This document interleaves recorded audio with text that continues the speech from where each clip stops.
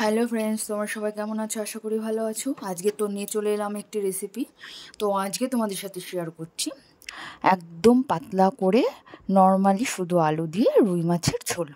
তো দেখো, ফার্স্টেই আমি কিন্তু রুই মাছগুলোকে নুন হলুদ মাখিয়ে নিচ্ছি।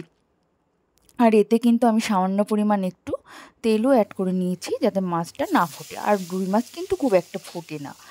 তো যাই হোক, দেখো এবার কিন্তু আমার তেলটা গরম হয়ে গেছে। তো এক এক করে আমি কিন্তু মাছগুলো তেলের মধ্যে দিয়ে দিচ্ছি। তো এইগুলোকে কিন্তু আমি মোটামুটি একটু ভালো করে ভেজে নেব।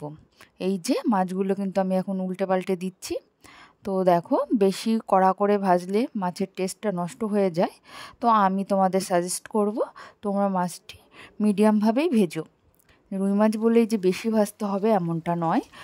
যদি তোমরা মাছ ভাজা খেতে পছন্দ করো তো তাতে তোমরা কড়া করে ভাজতে পারো। তো আমি তো যেহেতু একটা ঝোল করব, তো দেখো এই যে মোটামুটি কিন্তু আমি মাছগুলো ভেজে নিয়েছি।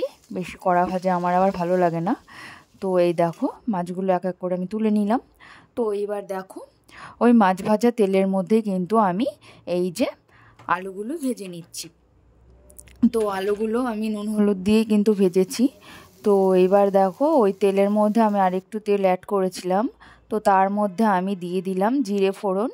এরপর কিন্তু আমি একটা মশলা পেস্ট করে রেখেছিলাম, সেটা এর মধ্যে দিলাম। সেটা হলো 1-2 কোয়া রসুন, একটু পেঁয়াজ, আর একটু কাঁচা লঙ্কা, আর একটু গোটা জিরে। তো সেটারই একটা পেস্ট ছিল, তো সেই পেস্টটা কিন্তু আমি দিয়ে দিয়েছি। তো এরপর দেখো, স্বাদ মতো লবণ আর হলুদ এর মধ্যে কিন্তু আমি অ্যাড করে নিয়েছি। এবার মশলাটাকে ভালোভাবে আমি কষিয়ে নেব। দেখো, একটু লো ফ্লেমে দিয়েছি আমি গ্যাসটা, এটা কষানোর জন্য। তো তারপর দেখো, সামান্য পরিমাণ আমি একটু জল দিয়ে দিয়েছিলাম যেহেতু এটা লেগে যাচ্ছিলো বলে। তো এবার দেখো, নাড়াচাড়া করে এটাকে আমি কষিয়ে নিচ্ছি। তো এর মধ্যে কিন্তু আমি এবার কিছু মশলা অ্যাড করে নিয়েছি, একটু জিরে গুঁড়ো, একটু ধনে গুঁড়ো।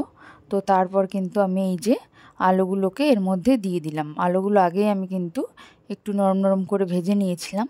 তো তারপর দেখো, মশলা কষানোর মধ্যে আমি এটা দিয়ে দিলাম। তো তারপর কিন্তু আমি এখানে একটু গরম জল অ্যাড করে নিচ্ছি। তো দেখো, ঝোলটা ফুটতে শুরু করে দিয়েছে। কালারটা কেমন এসছে দেখো। এটা কিন্তু অনলি কাঁচা লঙ্কার তরকারি, কোনো রকম আমি কিন্তু শুকনো লঙ্কা এর মধ্যে ইউজ করিনি। তো এবার দেখো, ফুটে এসছে আমার ঝোলটা ফুটে এসছে। এর মধ্যে আমি একটু গরম মশলা বাটা অ্যাড করে নিলাম। দেখো, আমার মাছের ঝোল রেডি। রেসিপিটা ভালো লাগলে অবশ্যই একটা লাইক দিও।